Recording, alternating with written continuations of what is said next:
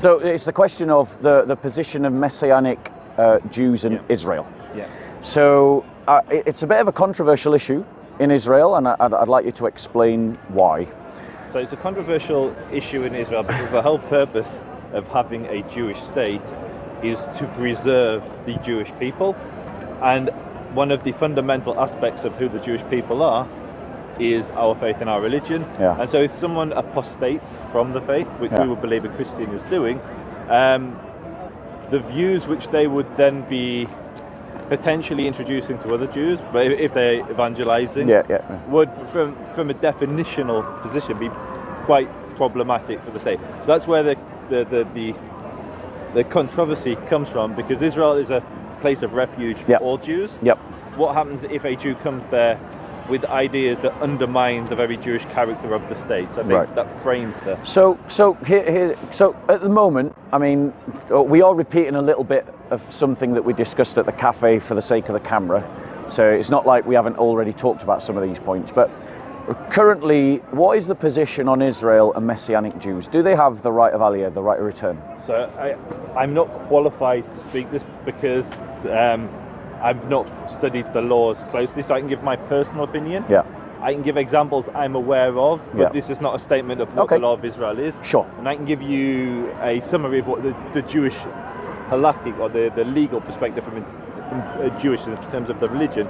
I can give you that perspective as well. From a secular, so the first thing that was established is Israel is a secular state. It's not a theocratic state. There is minimal areas of the law which correlate with the religious. There are a few. So the day of rest in Israel is a Saturday and not a Sunday. The British inherited the Ottoman laws, and the Israelis inherited the British laws of marriage, which means that you can only marry under the state within your religion. So Christians will marry Christians, Muslims will marry Muslims, Jews will marry Jews, Jews will marry Jews. If you get married to someone outside of your faith, it's still recognized by the state, but it usually takes place outside of Israel, so somewhere like Cyprus. So you can't legally get married? And so it's a Christian and Jewish person cannot marry inside of Israel. But if they were to marry outside of Israel, it would be recognized by the state as a legitimate marriage, and they'd have all the same rights as any other country. So what I'm hearing from you is you can't say whether Israel allows the right of return for Messianic Jews. So I know there are instances where Messianic Jews have definitely been given the right to return. They have? Yes. But is that on an individual case with exceptions, or is that the standard position of Israel for Messianic Jews? I'm not sure that. So Israel, how the legal system works is there are basic laws which were set right at the beginning of when the state was founded, and these kind of set the precedent, but they were in their very definition laws that were rushed through in haste because the state was just coming into existence. So what we now have is we have a judicial system which tends to be very much left and secular. And they will set the precedent. They will look at what's happened in the past, and if there isn't something that's happened in the past, they will try to determine what should happen today.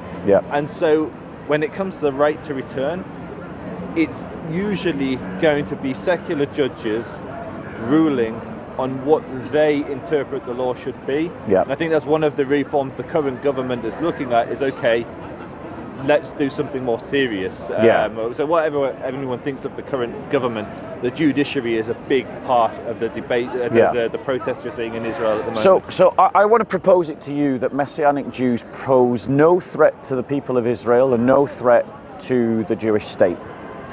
And I wonder, how do you respond to that statement? Very, very easily. So Jewish law works very simply. If you have a Jewish mother, or you convert into the faith, you're Jewish.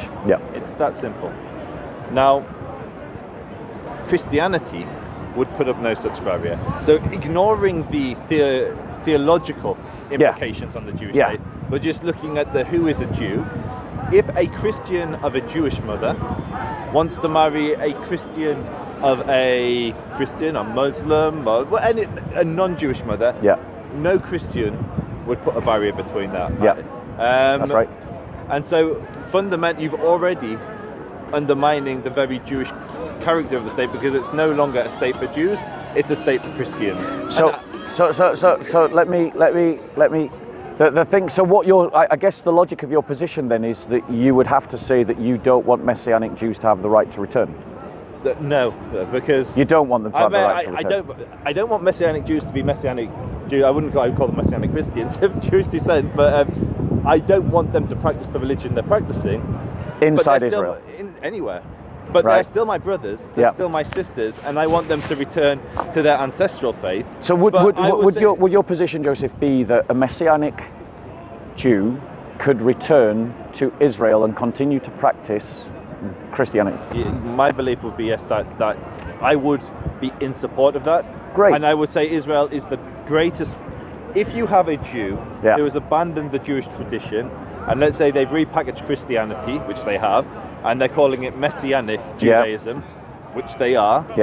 The greatest remedy from a Jewish perspective to that would be for that person to be surrounded by authentic, Torah observant Jews who will qualify to answer the questions that may have taken them away from their ancestral faith. So I would say the greatest place on this earth that a Messianic Christian Jew could be is in Israel. So we both agree, we're both in favor of allowing Messianic Jews to return to Israel. Yes. Great.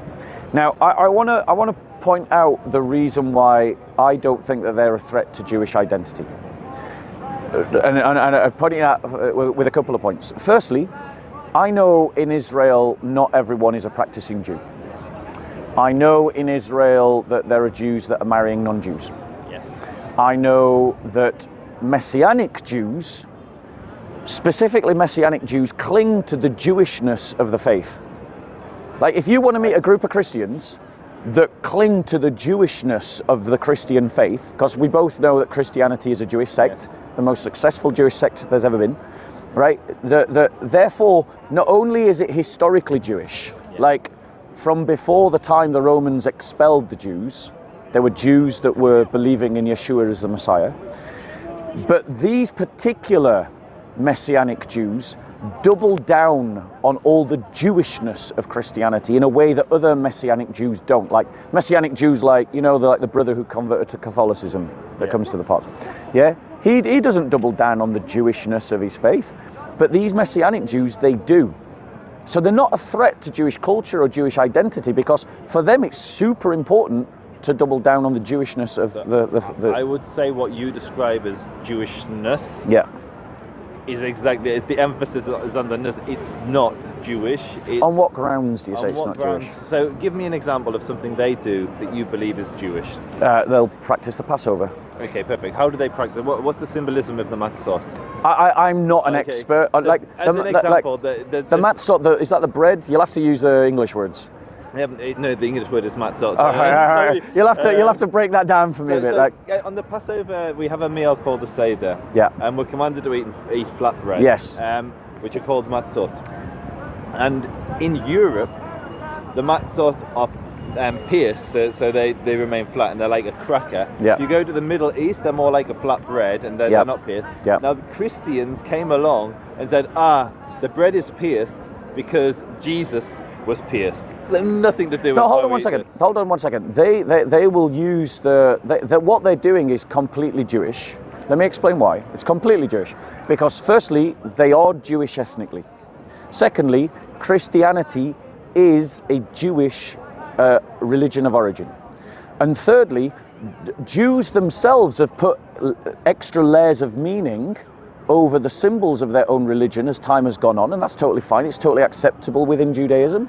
So what is wrong with an ethnically Jewish religious movement putting a layer of interpretation over a Jewish custom? Because that's exactly, it's then no longer. It's in the same way that can I give you an example which you'll be able to understand? You probably don't follow it, but is it transubstantiation? What's it called when they drink the Catholic Church believes in a concept of transubstantiation. I don't believe in transubstantiation. I guess you wouldn't. I believe in consubstantiation. If someone were to come along and say we're doing transubstantiation, and then they say, but this is now no longer the blood of Jesus. It's now symbolizes the blood of pigs that we're not allowed to drink. So just some random, completely unconnected, disconnected, nothing to do with the religion. It's no longer Christian. You completely fundamentally changed the meaning of what. But the thing is, what you're trying to suggest that you are in the position to define what is Jewish in religiosity. One second.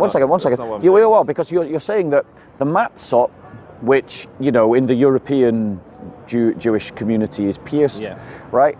That is, that the Christians have put in an interpretation that wasn't original to the Jewish community. The reason we do this is because Jesus was pierced. That's a lie. That's a categorical, explicit lie. Nowhere in any tradition. Wait, until the 60s. One second. Well, hold on 1 second. 1 second. I would agree that if they're saying that all Jews do this for that reason, they need to change that because that's not historical. They tell. 1 second. Let 1 second. There's no confusion. But if the Messianic Jew said, we do this to represent, if they own it and say Messianic Jews do this to represent Christ being pierced, what's wrong with that? Anyone is free to do what they want, but we would both agree then that is no longer Jewish. No, I disagree. That is Jewish.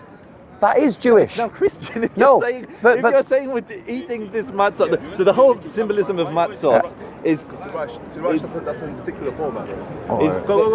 whole purpose of matzot is that it symbolizes that our bread didn't have time to rise when we left Egypt. Nothing to do with Jesus. The whole purpose of eating it is for that reason.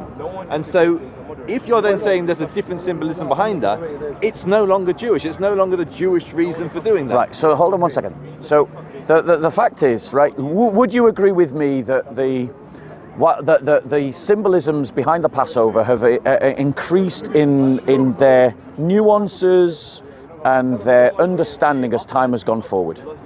So in other words, that Jews have deepened the symbolism of the Seder meal as time has gone forward and added to it. I would say only to amplify and glorify the original meaning. That's fine. But would you agree that that's authentically Jewish? So how Jewish law works is you can, this is in the Torah, you can, so the rabbis create many decrees after, in the Talmudic period, in the Mishnah period, and prior to that, from Moses all the way to Rav Ashi and Ravina, they introduced laws to protect the original law. But they can't introduce a law to change the law. So you can't come along and say that pig is kosher or change the fundamental meaning of why we do something. All you can do is protect the original law, glorify the original So let me reply to that. And just for the sake of the camera, JC is getting harangued by 3 Muslims off camera who are complaining that JC is interrupting. But they haven't gone and harangued Siraj who interrupts, and they're actually, doing that here right now. So if I'm a little bit distracted, it's because I've got one eye on JC and what's happening with JC. So I'll try to come back, but please bear in mind I am a bit distracted. I'm also distracted as well. Yeah. So we've just got one eye on JC because. Do you want to pause for 2 seconds and we can come back? Yeah. So my point to so back to symbolism. So my point to you is, right, Jewish symbolism has evolved over time according to Jewish customs built on customs. There's no problem with that, and I understand what you're saying. It's about defending the original meaning of the law. But the original meaning of the Passover is to point to the Messiah. It is to point to, that is how first century Jews understood the Passover, who founded Christianity. The meaning of the Passover, we have a whole thing called the Haggadah, we read through it all. Yeah. And it's when's the Haggadah dated to? The Haggadah it's mentioned in the Gemara, so it's at least 2000. I couldn't tell you exactly, I don't like speaking on what I don't know. Fair enough. Is it AD or BC? It will be AD, was when it will have been written down. Is it 1st century AD? Yes, it will have been. So it was the rabbi's named in the Haggadah. Right. So I can actually tell you the exact date. Yeah, please. So while you're finding that, my point to you is, I have in my bag entire New Testament literature, all of it written by Jews, and they interpret the Passover as a symbol of Christ the Messiah. Christ the Messiah, that's just saying Messiah twice. Of Yeshua the Messiah. My point to you is, therefore, that if later on Jews add that symbolism, add that Jewish interpretation of the Passover onto the Jewish custom of the Seder meal, it is Jewish. So the whole purpose of the Haggadah is to give us the format of discuss. When is the Haggadah dated? It says it was written. This is Wikipedia. So it's like fair enough. But with some caveats. Basically, 170 AD. The 170 AD. rabbis who are mentioned in it are maybe a couple of generations before that. So Rabbi Akiva and people. So like what we're talking at 80? We're talking somewhere between 50 and 150. Right, but the New Testament was a second temple Jewish document. Just let me finish. Yeah. The purpose of the Haggadah, the purpose of what they're recording, the purpose of the Haggadah, why we celebrate it, is to commemorate, and this is why we're telling is the leaving of Egypt. The focus is not on the Messiah. Yes. The focus is on the redemption of the Jewish people from bondage in Egypt. Yeah. That's the purpose of it. It's nothing to do with the Messiah. It's to do with, ultimately, we were redeemed. It's a recognition, is giving praise and thanks to the Creator for redeeming the Jewish people from servitude. Right, now I agree with everything you've just said. Yeah. Right, I'm not disputing anything. I'm not trying to contradict you in any way. All I'm saying is that a first century Jewish movement at the Second Temple added to that understanding and said that that pointed to Yeshua as the Messiah. And the Jews of today are taking that narrative and applying it to how they interpret the Seder meal. Now, remember, we're talking about examples. My point to you is that you're trying to argue that the way that they're doing this is undermining Jewish identity. And what I'm trying to show to you, Joseph, is that what they're doing is they're taking something that predates your Haggadah. What did you pronounce it? Haggadah, yeah. Haggadah. That predates your Haggadah, is Jewish, and is originated out of the Jewish people, and they're just applying that logic to today. So it's a Jewish thing. Okay, sorry. It's not a non-Jewish thing. So Jews have kept Pesach, the Passover, before the Talmudic period, the Mishnaic period, and after. And throughout that period, no Jews, up until around 60 years ago, maybe even less, said that the reason that the matzah is pierced is because it represents Jesus being pierced on the cross. Fine. No Jew throughout history said that. So some Jews came along who abandoned their faith, or maybe didn't abandon it. In most instances, they never had the faith. I think they quote rabbis, don't they? No. Are you sure? 100%. Fair enough. I'm going to take your word for it because I don't know what logic they give. And if they do, they're misquoting. I'm even going to go further, Joseph. I'm going to concede the point entirely and say you're absolutely right. But what I'm saying is, right, that I'm going to agree with you and say that if they're saying that this is why all Jews do this, then I'm agreeing with you and saying that that's wrong. But what I'm saying, though, is that as Jews, if they say that this is why they do it, you can't say that that's not Jewish. And the reason why you can't say that it's not Jewish is because a first century Jewish movement interpreted, which predates your Jewish movement, because your Jewish movement is after the first century. The text that you're quoting is second century. So you're saying in the Talmud New is Testament, it says what the New Testament teaches that the Passover is pointing towards. Can you? I like to learn, and I've never read. Can you show me where in the New Testament? Because you know your scripture. I'll show you. I barely know your scripture. I will show you. I will show you from Jesus' own lips. Comes straight out of Jesus' own lips. This is where it comes from, right? And while you're looking that up, so Jesus existed on the same sort of period as the rabbis I'm discussing. Right. Yeah. So they're basically the same period Jews. Yeah. These are not, and so you have the Jews who all Jews have followed from this period. Yeah. For the last 2,000 years. Yeah. And you have the Jew who all the Christians followed for the last 2,000 years. Yeah. Which is more likely to be representative of authentic Judaism? Probably the one that all the Jews followed, not the one that all the non-Jews followed. Right. Well, if you'd have said, and I will go even further, I would say that if you were to read Jesus as he's spreading his message to Jews, what he is spreading is much closer to what Jews do today than what Christians. If you look at the first 100 years of Christianity, right. Jesus is preaching to Jews, his audience is Jews. If you fast forward 200 years later, those that are following Jesus' teaching are no longer Jewish. There's very, very few Jews left following. The overwhelming majority of Jews remain Jewish, whereas Christianity was adopted by non-Jews and ultimately the Romans, and then it spread around the world. And so, I'll come to a quote, but to very, very quickly summarize what I'm saying is, you have the majority of Jews doing one thing in the period we're talking, and we have Jesus maybe doing what you're about to say, maybe not doing what the church later adopts. I'm sure there is, we would call it machlokes. brave man. No, talking about Christian history.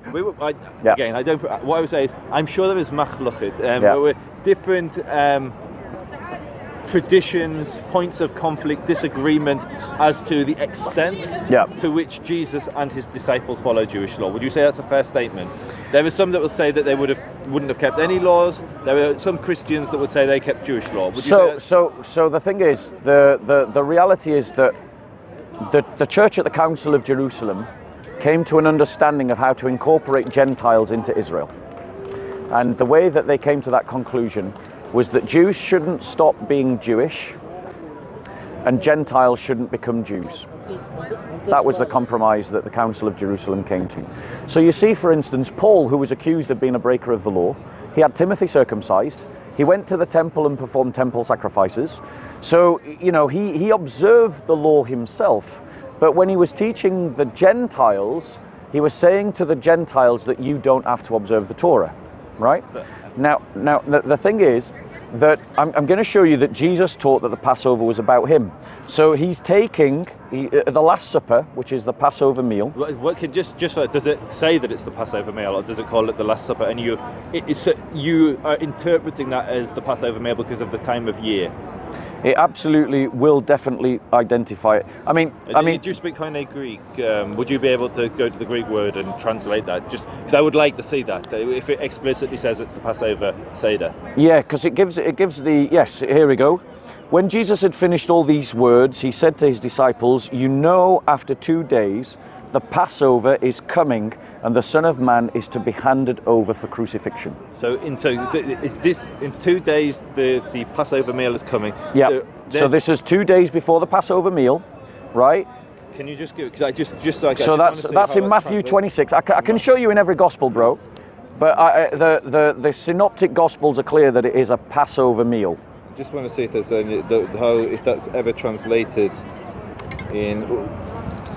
Right, listen, in Luke 22 it says, now the feast of unleavened bread, which is called the Passover, is approaching, the chief priest and the scribes. So again, it's given the context that this is the time of the Passover. This is coming in 2 days, and then the meal is had 2 days later, is that right? Or is this a meal that is, are they saying that Passover meal, the Last Supper, is 2 days before that? I'm just trying to follow. It's saying that it's given the context of the meal, and then it goes to talk about them celebrating. So then came the first day of unleavened bread, on which the Passover lamb had to be sacrificed. And Jesus sent Peter and John, saying, go and prepare the Passover for us. Is that clear enough? So let me just read. Yeah. The first day. So clear as day, it's saying it's the Passover. Yeah, I would say that. Clear as day? Yeah. Right, and then he goes on to say... And just for qualification... That's in Luke, that's in Luke 22, yes. Because you're familiar with the scripture, I'm not, as I opened. Is that meal happening on the night, or the night? At which point? The reason I'm asking this is this happening on the? Let's say it's the Jewish day starts at nightfall and ends at nightfall, rather than midnight till midnight. Yeah. So is this meal happening in the evening, or is it happening in the daytime, or is it happening after the daytime in the evening of the second night? Right. So the context is that the meal is happening at night? Yeah, so I'm just trying, is it happening on the first night or the second night? So all I'm going to answer is this. I'm going to affirm what the scriptures affirm. The scriptures affirm that it is the Passover. So the 7 days of which... Yeah, so exactly. I'm trying to work out which of the meals this is. Well, I would imagine that it's the first one, but I would imagine. So yep. Let's work on the assumption. I'm pretty sure. Go and check. I'm pretty sure it is. But my point to you is, the reason why I hesitate to sort of pin myself to a specific night is because I simply don't know enough about the Jewishness of this event to speak into that. Yeah. What I do know is that the scriptures say that it is the Passover meal. How many Passover meals do you have? You eat throughout the week, but the big one which we're talking about at the moment, which is when you have the Seder, is the first night, and it's held in Jerusalem. So it says, the first day of unleavened bread on which the Passover lamb had to be sacrificed, and Jesus sent Peter and John saying, go and prepare the Passover for us so that we may eat. They said to him, where do you... So it is the Passover. So just so I want to say, so in this context, you've got a load of Jews. Yep. They're in Jerusalem. Yep. And they are about to do what every other Jew in Jerusalem is doing at that time, and that's preparing for the Pesach meal. Yes. So far, that from a religious perspective, that's fine. Great. So now I'm going to show you the Jewishness of Jesus's teachings shows that the Messianic Jews are not doing something that isn't Jewish. They're doing something that is rooted in Jewishness because Jesus was a Jew. Do you accept Jesus was a Jew? If he existed, yes, he would have been a Jew, and I think it's highly likely he did exist because of the details of the story. Yes. It makes to have him coming from Nazareth and things like that, which just, it makes sense that he did exist at some point. So it says here, when the hour had come, he reclined at table and the apostles with him, and he said to them, I have earnestly desired to eat this Passover with you before I suffer. So again, we've identified that we're talking about the Passover meal. And then he goes on to say, speaking of the bread, he says, this is my body which is given for you, do this in remembrance of me.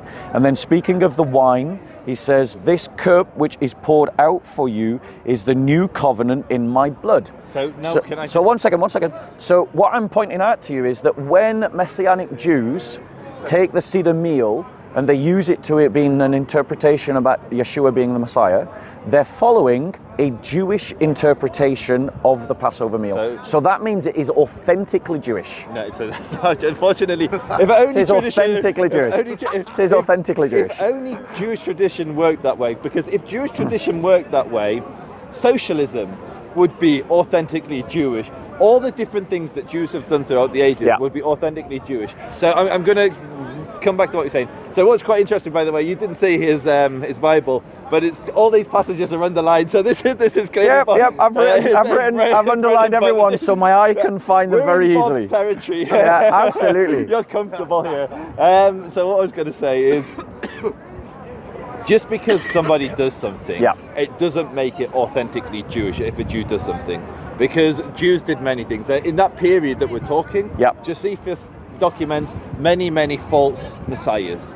And they would have done things, but that is the things that they came and said is not authentic. I'll give you a modern example.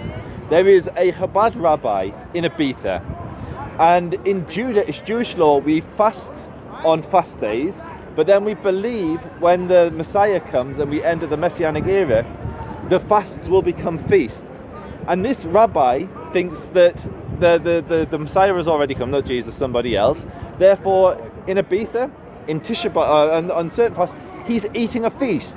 Now, that is not an authentic Jewish tradition today to eat food on Tisha B'Av when we're mourning the destruction of the temples. So just because a Jew does something, it doesn't make it authentically Jewish. Great. So One second. I want to build on that. I want to set what makes something Jewish. Yeah. So the reason we follow the scriptures that we follow is the Jewish court at some point ruled that these are canonical. These are the books of the Old Testament, and these books are outside. When did that Jewish court exist? So the first court was Moses and the 70 elders, and then that concluded. The final court we had was Rav Ashi and Ravina, and we have a chain of narration. When is that last court? When is that last court? So the last court will have been around, I think, 400 CE. Right. So this is my point.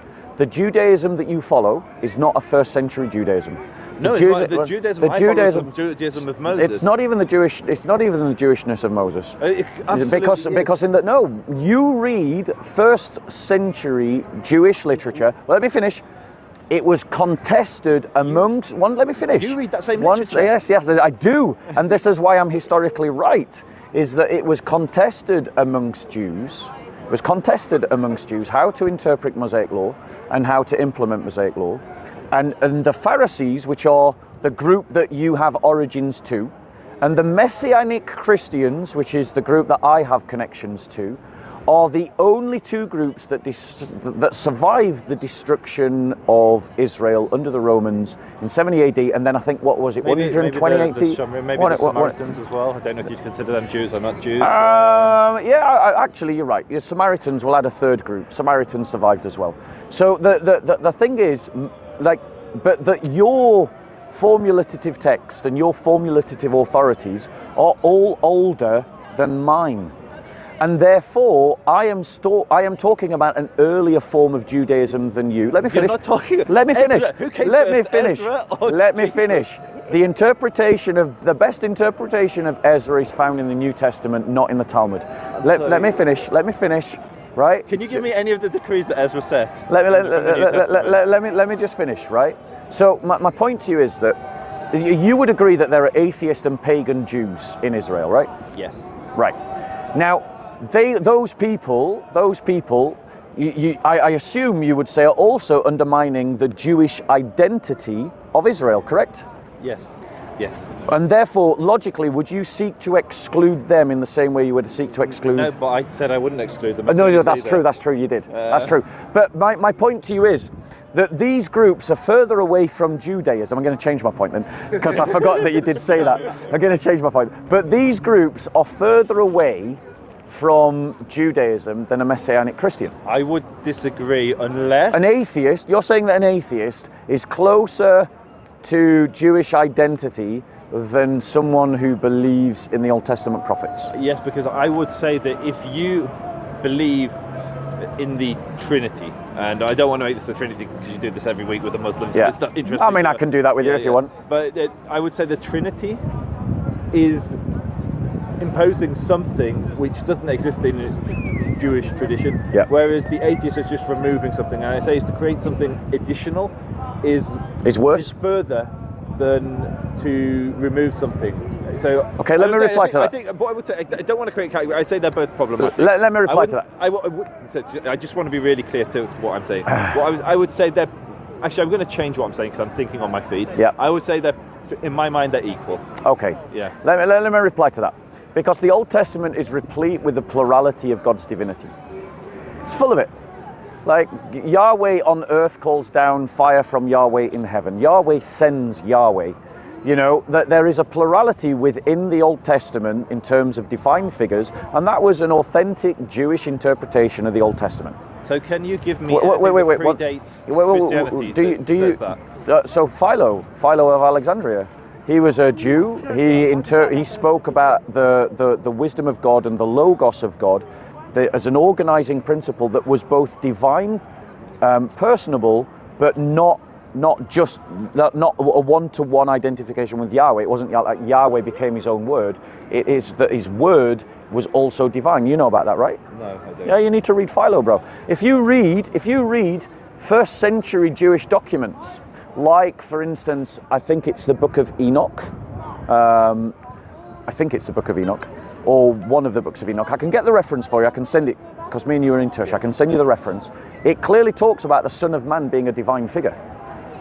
And that's a Jewish document interpreting the prophecy of Daniel and saying that the Son of Man is a divine figure. We can send me those and we can debate that next week. To bring it back to what we're discussing now. The key thing I'm saying, it doesn't really matter which is further from Judaism. Neither are Jewish. So atheism isn't a Jewish principle, not what I would understand Judaism to be. Yeah. And the Trinity isn't. On what grounds do you say that the Trinity is not Jewish? Because there is no concept of the Trinity before Christianity in any Jewish text. There is a concept of the plurality of the divinity. The Trinity. Yeah. Forget it's a Trinity. So the Trinity is simply a progression of the revelation that is there in the Old Testament. You're saying a progression which suggests it comes later? Yes, it does. Okay, it's a progression of the revelation. That's absolutely. So we're in agreement. It came later. So I'm saying. But it came later because of a Jew. That's fine. A Jew called Jesus. I don't want to insult Jews alive today, but there are groups of Judaism. There are groups that have come from Judaism today that I would consider to practice deviations. I don't want to call them heretics, but they're following things that aren't traditional. Yeah. And I would agree with your original point, where you said that what Jews practice today has evolved Developed. and developed. There you go. So I would agree with that. But in all of those instances, it comes back to what I was saying. It's to preserve the original law. And so what we have as a concept, if you go anywhere in the Jewish world, Jews have always kept the Sabbath holy. Yeah. The Sabbath is the seventh day, it's the Saturday, not the Sunday. Yeah. Christianity came along, it changed it to the Sunday. Whether a Messianic keeps the Sabbath on the Saturday or the Sunday doesn't really matter. For the point of this argument, Judaism says this is the Sabbath, and we have a reason why we. And Messianic Jews would do that. They would keep the Sabbath on a Saturday. I understand. So they're not undermining Jewish identity in any way. If they're keeping the Sabbath, in that instance, they're not. And I would encourage Messianic Jews to keep the Sabbath because you are commanded to keep the Sabbath. But hold on one second. The reason you should do that is Joseph, because of the law of Moses. Joseph, I'm talking to you, not the camera. Sorry. But my point to you, Joseph. I'm used to debating the camera. camera. It's fine. But no one's heckling you. But the point is, Joseph, what I'm trying to say to you is that you're trying to argue that Messianic Jews are a threat to the nation of Israel, or to the Jewish identity of Israel. I'm saying to you that actually they embody the Jewish identity of Israel, and all they're doing is claiming a far earlier form of Judaism than yourself. So let's just to this point. So let me ask you this question. Let me ask you this question. And I'll ask mine. Do the Jews believe that God enters in? Are there Jews alive who believe that God can and does enter into His creation? Jews, your kind of Jews, like rabbinic Jews. Are there those amongst them that say that God can enter into His creation? So my understanding of most the theological schools within Judaism, and again, I debate politics, that's my area. I'm very much the layman when it comes to my faith. I keep the law to the best of my ability, but I'm not a rabbi. But to my understanding, the key schools almost like a pantheism, a panentheism, and then the school I belong to, which I believe is the more authentic and the older tradition, which is the infinite. So there's a rabbi called Rabbi Sadia Gaon, and he is a descendant of the rabbis who authored the Mishnah, the Gemara, the Talmud. He is one of the most authoritative rabbis of all time, and he wrote a whole book and on these sorts of concepts, and he says the infinite cannot exist within the finite. That's not the question. You said my question. You missed my question. All you did is you narrowed it to the Jews that you agree with. I asked you the question. I asked the question. Hold on. I asked the question, and here's the question: are there Jews, people that you would recognise as Jews, your kind of Jews, who agree that God can enter into His creation? So I said pantheist, so that would be like God is everything and everywhere, and that is the most common belief, is God is existence, God is everything, God sustains everything. That's the most normative position today, I would say. So it's not that God can enter His creation, it's like the creation is. But there are Jews that are pantheists. Yes, and I would say that that's not my question. To be clear, that's not my question. My question to you, Joseph, is are there Jews that believe that, for instance, when it says that Moses saw God's back parts, or that Jacob wrestled God, or that... For us, this is all metaphorical. No, hold on. It's not that, are there Jews that believe that God truly had entered into creation at that point? Not that I'm aware of. Right, I have you on camera in another debate and another discussion where you said that they were, and I'll get JC the clip. I'll give JC the clip, and please, because you're giving a different answer to earlier. So then I maybe misspoke, or I misremembered something. I remembered something then. Yeah, it's all right. It's all right. We're going to do the whole thing where we put one clip next to the other. My point to you is that there are Jewish. Well, just for real clarity, what did I say? So I asked you a very similar question, and you said that even though you yourself, I'm not going to quote you ad verbatim, but even though you yourself disagreed with that, there were Jewish rabbis who did believe that God could and did enter into His creation. Because it was me, you, Steve, Paul. We were all. This was during the lockdown. We were in a Zoom conversation, and we were all talking together. Do you remember? I remember the call. That would have been the call when there was the stabbing in the port where we had Jasmine. Yeah, I think it was around about that time, and that's when you said it. Well, okay. If I said that, that's relatively recent. So my point to you is, because here's the point: is that the reason why you think that Messianic Jews are a threat to the Jewish identity of Israel is because you are fixed to a later version of that Judaism. Let me finish. I'll let you finish. Your formulative texts, your formulative authorities are all AD, right? But the Judaism that the Romans tried to destroy was far more diverse than what you're making Judaism today. And the Messianic Jews are claiming that earlier form of Judaism, and thus they're not a threat to Jewish identity. They're actually an earlier form of Jewish identity. I'm going to respond to that, but I think my camera just right. Shall we stop? Shall we bring it to a close? Yeah, we can stop. I do want. Yeah. You reply to that, and then we'll bring it to an end. So, the key thing I want to focus on, because I think it's the fundamental part of this conversation, is you're saying they are following an authentic, older version of Judaism than what Jews are following, which is quite chutzpahdik. So I would ask you... I have no idea what that just meant. I'm sure you just insulted me. Oh, no, it's... I'm joking. It's like ballsy. Yeah. I thought so. Yeah. It's quite ballsy of you. Yeah. You're right. And so I was... Did you not know Ballsy's my middle name? Bob Ballsy. So my question is very, very simple. Can you point to these traditions that Messianic Jews, not Christians, Messianic Jews in particular, follow? Because when I look at Messianic Jews, I see them appropriating all the symbolism, the rituals that the Pharisees preserved or introduced, and then reappropriate. So, for instance, the clothing they wear, the kippot, the talit, the prayer shawls, everything that they do. It's all later Jewishism. It's all later Judaism. Yes, you're right. It does. And was never introduced by rabbinic Jews for the reasons that they're saying. And so they're allowed to reinterpret them.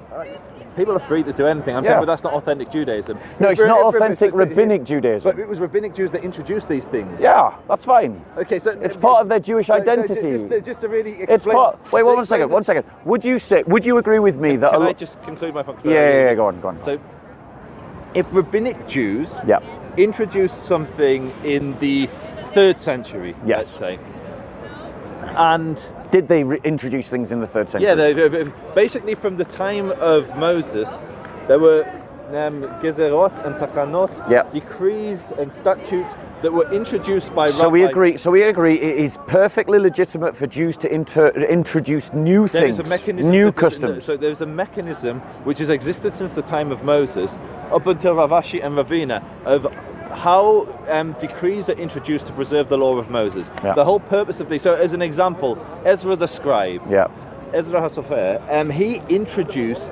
numerous decrees to protect the law. So, as an example, he introduced a reading of the Torah scroll on a Saturday afternoon. And all Jews around the world do this. And if Messianic Jews do this, they're doing something which Ezra introduced.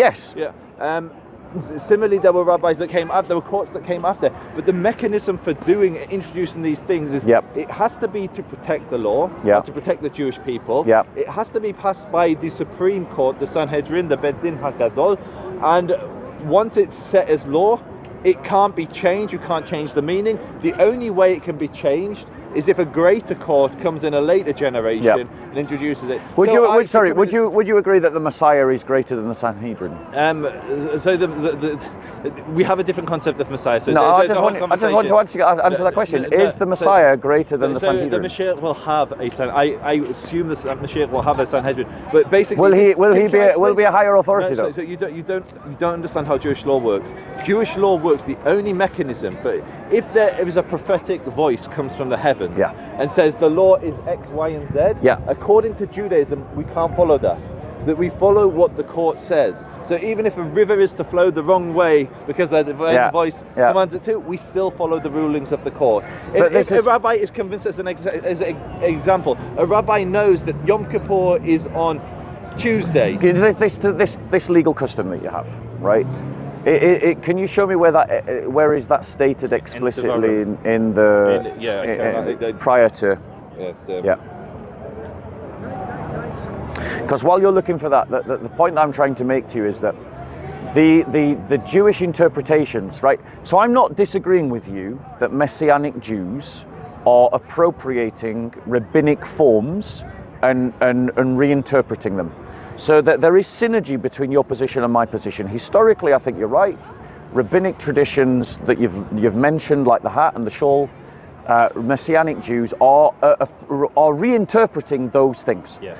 But I am saying that the authority by which they interpret them is the authority of the Messiah. It's based upon the New Testament text. So they're using the New Testament text to reinterpret things that are part of their own history, because they're still genetically part of the Jewish people, and they're taking what is part of their own history as being part of the Jewish people, and they're interpreting those things based upon an even earlier understanding of Judaism, which is a first century Judaism, that Yeshua is the Messiah. Okay, so we're in agreement in that they are changing from the original reason it was introduced, yes? I think that, and I'm saying that there's nothing wrong with that.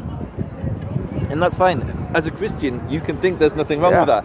As a Jew who wants to preserve the law of his father, we believe that you can't just come along and change that law, and you can't. No, it's not the law they're changing. They're changing the interpretation of the law. You can't change fine. You can't change the interpretation. Okay. Basically. No. Well, sorry, we're having a conversation. Penis, yeah? Sorry. I just want to ask. Is it Look, he's obviously got a microphone and he just wants to be silly. Yeah. You know. Okay. Carry on. Like, relax, bro. Like, I mean, I know you're trying to have your moment in the sun. I've got 9-inch and I'm struggling to use it. Bro, like, that's fine. I need help. This is what that's fine. I've got my cameraman here. Yeah, you enjoy that. No, please, sir. You need to actually help me. No, you need to help me. You just interrupt. You're right now. All you're doing. I don't know how to use it at home. All you're doing now is just being rude. You're just being rude. What religion are you representing? You're just being rude, bro. Why bring a religion involved? Because we're having a religious conversation. I'm just wondering what you're representing. I just need help. I bet your money is a Muslim. Really? Speaking like that? I bet you're real money. I bet you're real money. I bet you're real money. Is that the example of Muhammad? I bet your real money is a So Muslim. you're not a Muslim. So you deny Muhammad's a prophet? Why are you bringing religion involved? Well, are you denying that Muhammad's a prophet? What was that? Yeah. So what if I'm a Muslim? So what? There you go. Yeah, bro, we've got you on our cameras. So what? We've got you on our cameras. We've got you on our cameras. So he's tried to shut his own camera down so he doesn't act like an arsehole on his own camera. And we've got him on 3 cameras doing exactly that. So he's just shot himself in the foot entirely. Chat to me. Bro, why are you being silly? Why are you being silly? You shut your mouth. Why are you being silly? Shut your mouth. Why are you being silly? Man's out here. Bro, relax. You You drink too much coffee. Relax.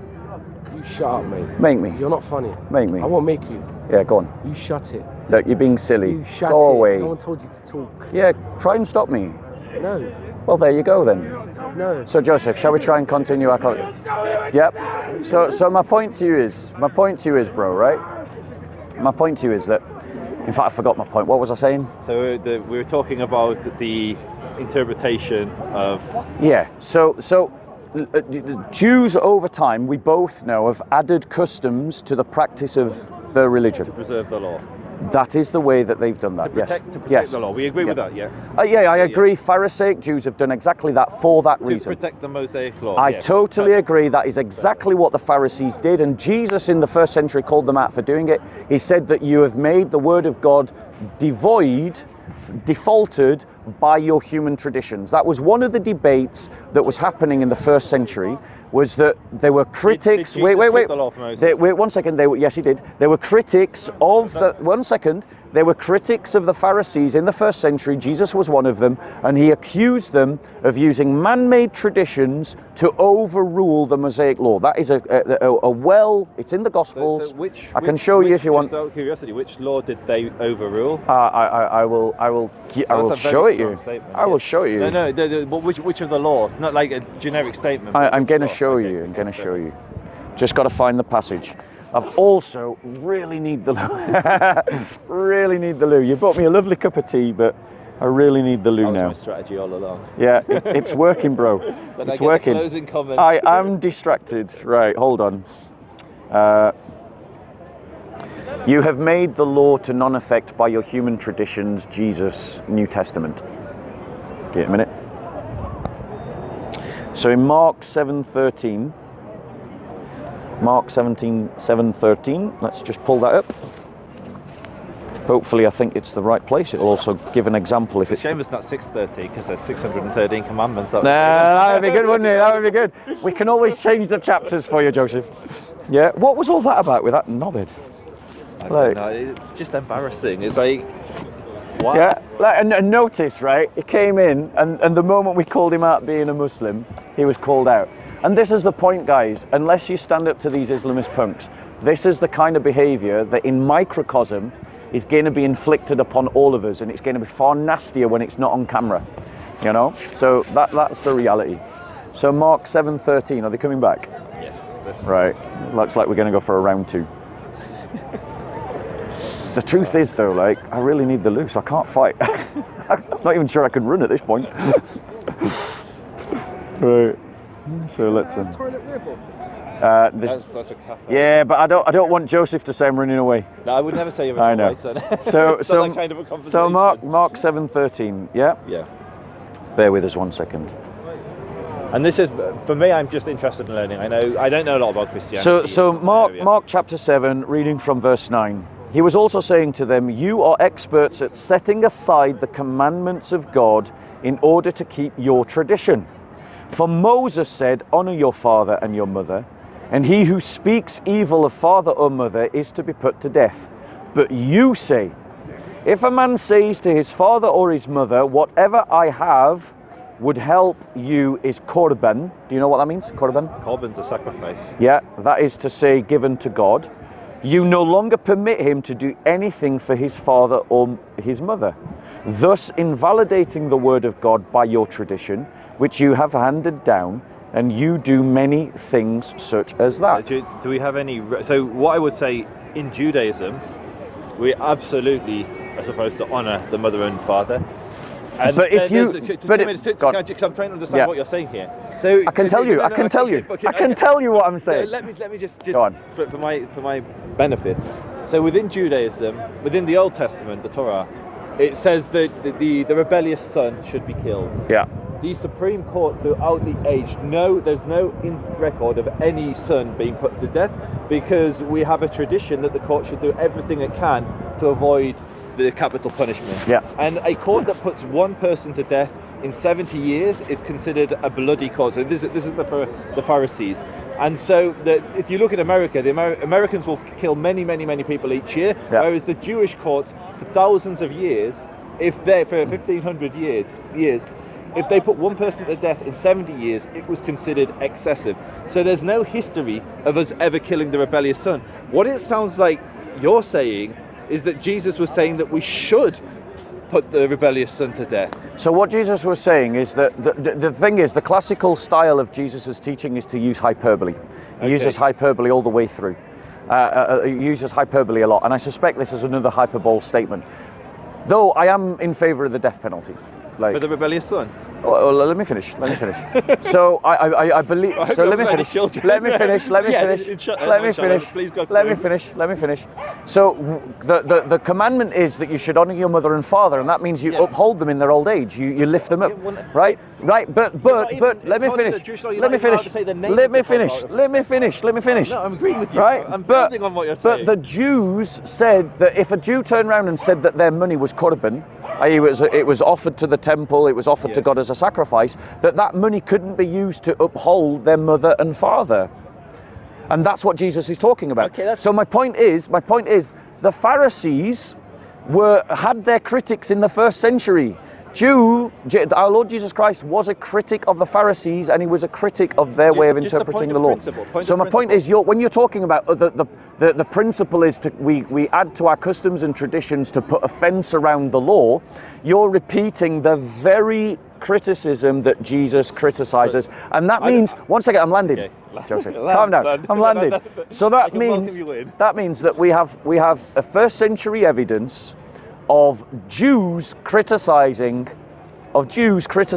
exactly the idea that you are laying out to defend your whole position, which is that the only way we can add to the law is to put a fence around the law, and Jesus is criticizing that very principle. Okay, so this is a question, just from a Christian perspective. Yeah. If you designate something as for God, Yes. you put it aside and you say, this money here is my. So in Judaism, we have to give to the widow, the orphan. Yeah, same here. We have to do that. We have to give to the we have to give to the temple when the temple stood. Yeah, so that we give to the temple, which is the body of Christ. Yeah. So my question is, if you designate something as being for the temple, yeah, as a Christian, can you then take that back and give it to someone else? If love demands it, yes. So That's for instance, so in Judaism, if I said, so for instance, like the kind of default setting of Christians is that we give 10% of our money to the church. But if our 10% is needed somewhere else, we can direct it somewhere else, particularly if love demands it. Let me finish. So for instance... I just need... Is that before or after you've designated it? After. So for instance, I'm speaking about me, right? So if I was going to give a check to the church this month out of my payslip, yeah, right? So I've dedicated it to the temple, which because we believe the church is the temple of God. But then my brother called me up and he said, I've got no money for gas or electricity. Yeah. I can take the money that I was going to give to the church and I can give it to my brother. Yeah. You know why? Because he needs it and I can always give more money to the temple later. The reality is that the interpretation for us, we move out of love, and love is about meeting your neighbor's needs. You know, like loving your neighbor as you love yourself. So when your neighbor comes to you asking for a loaf of bread, you don't give him a snake. So my understanding from the Jewish perspective, and again, I'm not a rabbi, so I've just quoted you a Jewish perspective. That is a Jewish perspective. It's Jesus' perspective. He was a Jew. From the normative Jewish perspective today. The latter day Jewish perspective. We're talking to people existing at the same time. Yeah. So okay. Right, go on. So once you designate something as being for something, so even today, if I mentally say I'm going to give this £300 to an orphanage in India, then I have to give that £300 because I've mentally said this is no longer mine.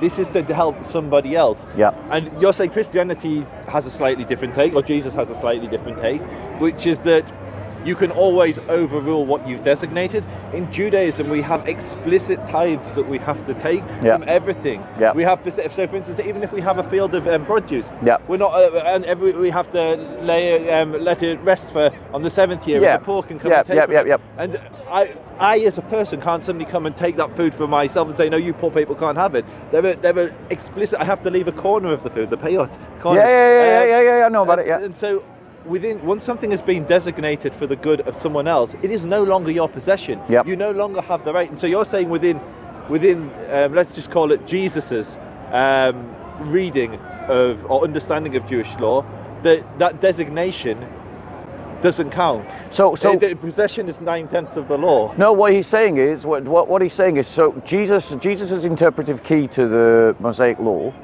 was to love the Lord your God with all your heart, mind, soul, and strength, and to love your neighbor as yourself. Nothing wrong with any of that. And then he goes on to tell the parable of the Samaritan.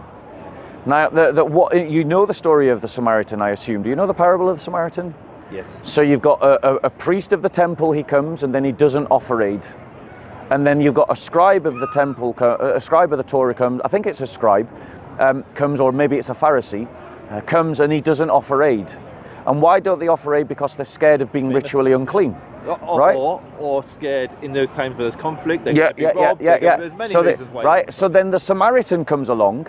Samaritans are meant to be the enemies of the Jews. The two groups don't like one another, and the Samaritan offers aid. What Jesus is saying is that where your rituals or where your fences get in the way of doing the most loving thing, then it's okay to cross over that fence. But then it just becomes completely subjective. Within Judaism, we don't have that subjectivity. There is a tradition, and tradition is everything. And if you designate something for the temple, if you designate something to God, it is no longer yours. If you designate something for the orphan, it is no longer yours. Is it in the Old Testament to make something korban? Yeah. I mean, it's all over the Old Testament. Right. Yeah. So I suspect then, because I believe that Christ kept the Old Testament law. Yeah. So if Christ is criticizing this, he's criticizing the bit that how you interpret. You know, like you talked about putting a fence around the Torah. Yes. He's criticizing that aspect of that because he would say that that's a man-made tradition. It's not in the Torah. mean, he doesn't say that. He does say that. He does say that. He says essentially, Gezerot and Takanot are not from the Torah. No, I don't think he says that. We'll just read the passage again. So he was also saying to them, you are experts at setting aside the commandments of God in order to keep your tradition. For Moses said, honor your father and your mother, and he who speaks evil of father or mother is to be put to death. But you say, if a man says to his father or his mother, whatever I have that would help you is korban. You no longer permit him to do anything for his father or his mother. So in other words, if he... read that just so I can, because I'm listening to your interpretation, but I just like to see it for myself. I was literally just reading. No, just because I'm a slow thinker, Do you have a New Testament? No. I'd like to give you one. I know you would. I'm going to give you one. Because you should read these things for yourself, bro.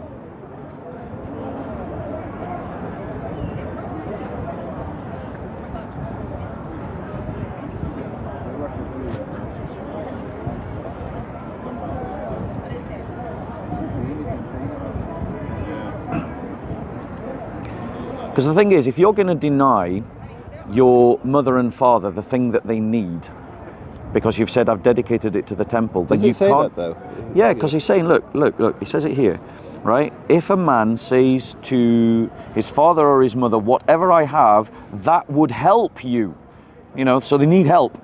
That would help you is korban. Yeah, that is to say, given to God. You, as in the Pharisees, the experts of the law, no longer permit him to do anything for his father or his mother with that which is made korban.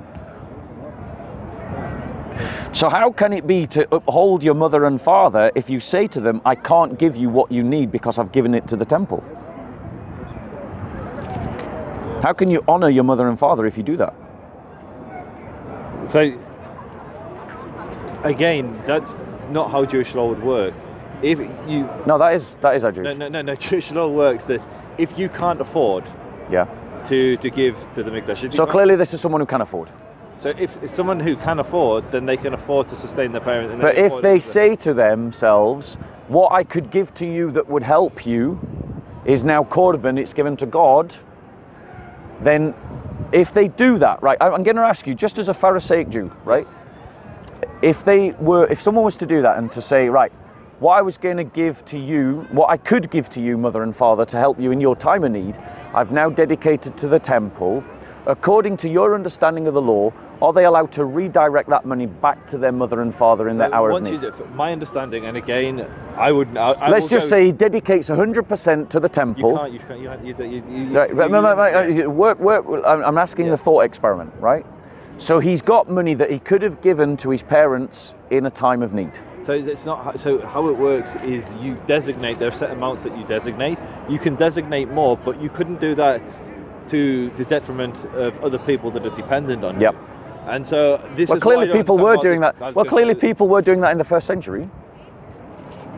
Maybe the Jews have got that sorted out now, but that's not what was happening in the first century, because that's why Jesus is criticizing it. So, you probably agree with Jesus' criticism of those people. So I would agree that you should be supporting your parents as well as, from a Jewish perspective, you should be doing both. You should be supporting the temple, and you should. But let's say you miscalculate. You miscalculate, and you, in your mind and in a pledge, you give money that you actually now need to support your parents, but you've pledged to give it to God. To give it the same way. If I have, let's say I have a certain amount every month, which I do, which I give to charity, and I donate X 100,000, whatever it is, to a charity, I can't then ring them up and say, I'm really sorry, I gave you too much, can I have some money back? Like in today's world, once I've hit send on the bank transfer, it's gone. It's the same once I designate but that's but we're talking about designation, not actually given. But that's, because you said when you've committed it in your mind, so that means you haven't wrote the check yet. Yeah, but for us, there's no difference. That's what I'm saying. Right. So my question to you is: say you foolishly over designate money, and then your parent calls you up out of the blue and goes, "Hey, I'm really desperate. Can you give me? Can you give me 500 quid?" But you don't have it because you've just designated in your mind. You haven't wrote the check yet. In your mind, you've designated that to help a Jewish charity helping Jewish orphans. My truthful answer is I'd need to look up the law now. Right. I'm not sure what the halakha would be. Yeah. Well, I'd love to hear what your answer to that is, but Jesus is saying... So I just give it, my answer would be I would need to look up what the law is. And this is my point, is that Jesus is saying, if you come back to me next week and go, well, I've looked up the halakha and the halakha does say that now I've made that commitment, I have to follow through on it, then Jesus is criticising that. And that's fine. Because that's your man-made customs and traditions. So coming back to... Sorry. Giving to the temple is not a man-made custom. No. Do you agree with that? No, giving to the temple is not a man-made custom. Okay, thank you. But saying to yourself that because I've committed to give it to the temple... So before we get there, so we've both established, we're in agreement that financially supporting the temple. we've gone way off the original topic now. Way off the original topic. But we're both in agreement. Let's move back to the original. Yeah. Let's bring it back to the... Well, we'll do that, but we're both in agreement that giving to the temple is scriptural. Scriptural. Yes. And what we're in disagreement with is when it becomes binding. Yes. Yeah. And for me, I would have to consult the books because I don't know. No, you said you would consult what book? So I would consult the Talmud and I'd read it via Maimonides. Right, and when and the Talmud is what century? So the Talmud is from the period we're talking all the way up to like 400. And you also said you'd consult the Haggadah. Haggadah? No, the Haggadah is something else. That's for the state. So you'd consult that, and that's my point. So I'd consult. I'd read Maimonides' understanding of the Talmud. And the Talmud is the book that you've written with your own hands, as far as I'm concerned, right? We wrote all the books with our own hands. Exactly. I'm just putting something in there for the Muslims that might watch this. So the Talmud is a man-made book and it's full of man-made traditions. Jesus is criticizing that. Now bringing this all back to the topic. My point to you is if Messianic Christians are rooting themselves in an older Judaism. But they are not Judaism. No, you're only defining it as not being Jewish. You're only defining it as not being authentically Jewish because you're following a later Judaism. So your formulations are all later. As an example, the Anshe Knesset HaGadolah, the men of the Great Assembly. Yeah. Ezra had 120 of them. Yeah. That's all in the Talmud. This is what preserves that we're talking. I'm not obviously going to argue with the Talmud, am I? No, sorry, I'm not obviously Talmud. I am going to argue with the Talmud. I'm obviously not going to argue with the Torah. I'm obviously not going to argue with the He's going to take the Jewish Shahada. Yeah, right. Shema Yisrael. No. I have a joke, but it's really rude, so I'm not. So it's about circumcision, but I'm not going to make it. Go on. So, I kind of lost my chain of thought with all that. Let's just say I need a sock. Sorry, so that's taking it too low. Go on. So I kind of lost my chain of thought there. Right, shall we stop there, Joseph? Okay, but what just a concluding thought. The final summary point. So, I, as an Orthodox Jew, about Messianic Jews in Israel, have no issue with any Jews, irrespective of their faith, coming to Israel. I would say the best place for a Messianic Jew is to come to Israel because they will be surrounded by Jews with far more knowledge than me that can help them return back to the traditions of their ancestors, not the traditions that were originated in America a couple of decades ago. They can discover the laws that their ancestors tried to upkeep under the threat of death, under the threat of persecution. And it's tragic that so many American Jews have abandoned those traditions that their ancestors risked everything to upkeep, to uphold. It's tragic that they've abandoned these for traditions that have been invented less than 50 years ago. It's a real tragedy, but the best place for these Jews is with their family. JC, we're finishing soon. We want you to come home. We want you to return to the ways of your forefathers, and we want you to worship Hashem. He's trying to do evangelism. Okay. so my final comment, and then we're going to stop. So my final comment is that in Israel, the question of the status of Messianic Jews is a controversial topic, and it shouldn't be. Messianic Jews are authentically Jewish in every sense. They're Jewish by blood, their mothers are Jewish. And they are Jewish by religion because the religion that they follow is rooted in Jewish documents and a Jewish movement that you can find in the New Testament. The New Testament is not a Christian book. The New Testament is a Jewish book or Jewish books. And Israel should have no problem with allowing Messianic Jews to come to Israel to practice their religion, and shouldn't see it as diluting their Jewish identity, because in every sense they are authentically Jewish. They can claim and reinterpret Jewish customs because they are ethnically Jewish, and they can reinterpret it based on a first century Jewish document called the New Testament. And I would invite all Jews, including Joseph, to actually pick up that New Testament and read it for yourself, because you're actually connecting with something Jewish, something that Jews wrote for Jews to Jews. And what could be more Jewish than claiming something that the Romans tried to destroy when they tried to destroy Israel in the first century? So there's nothing. Oh, wait, that was our final comment. We're doing another round. No, I was just going to say. He's got to have the final one. It's very interesting to hear a Christian telling a Jew what is or isn't Jewish. It's quite. It is totally Jewish. And the New Testament. It is totally Jewish. Have you ever read it? Yes. You have read it? Yes, I have read it. Have you got one? No. Right, I'm going to give you one as a gift. I'd like to give it to you. Come on. I know you would, but I'd rather. I Oh. really like you, Bob. Don't be upset. Oh, wait. Well, while we're here, right, me and Joseph would like to put out an invitation to Dr. David Brown and Rabbi Tovia Singer to come and have a debate, which we will host, and to keep it all civil. And yeah, would you like to say anything about that? Yeah, I'll reach out to a few rabbis, Tovia Singer is one amongst many who may be willing or up for that. I'm definitely not qualified for these debates because I'm not well versed in Christianity. I'm not particularly well versed in my own faith, but please God, my knowledge will grow.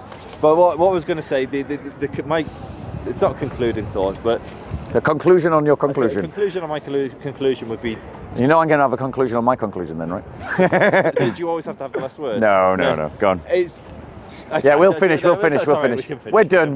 Right. Thank you very much. Have the concluding word. No, that's it. We're done. All right. Joseph, that was a pleasure. As always. That was always a pleasure. Here's my gift to you, please. It's a Jewish document. I know, but have a read of it. It's Jewish. I've read it, and I can read it online. Well, this is my gift to you to have in your home and to read. Every time a Muslim gives me the Quran, I'm very. Is it because it's not kosher to have it in your house? It's because. Is it not kosher to have a New Testament the in your New house? Testament isn't kosher. Yes, the New Testament. So it's not kosher to have a Jewish document in your house. You can have it if it's for reference purposes, and you're wanting. I'd like to give it you for reference purposes. But I've got it on the internet. I don't need that. Fair enough. God bless you, Joseph. No, I'm not offended. All right then.